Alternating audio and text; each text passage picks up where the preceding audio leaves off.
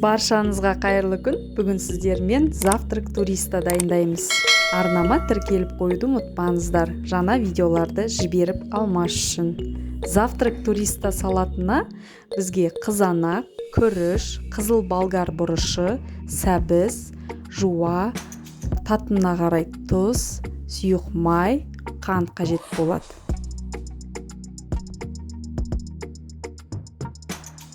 Видеода көрсетілгендей барлық көкөністерді ет тартқыштан тартып алып, қазанымызға салып, татымына қарай 1 стакан өсімдік майын құйдым, 3 қасық ас қасық қант, 2 ас қасық тұз. Дәмін көресіздер, қатты ашты емес, қатты қышқыл емес, біркелкі болу керек. Одан кейін оттың астына күрішті жақсылап жуып, бөктіріп аламыз. Ол салатқа кішкене шикілеу болу керек.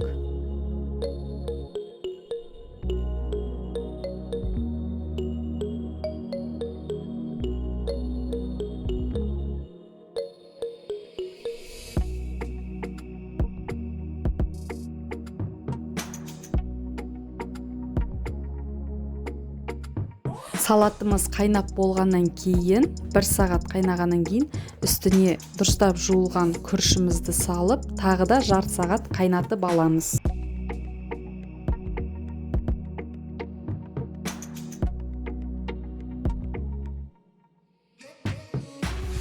Салатымыз дайын болғанша біз банкаларды стерилизовать етіп аламыз.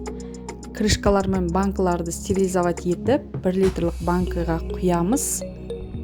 Міне, видеодағыдай көрсетілгендей, менде осы қазанның мөлшерінде 3 литр ғана шықты. Осылай тағы да жасап көрсеңіздер болады. Астарыңыз дәмді болсын. Сіздермен бірге болған Ардақ.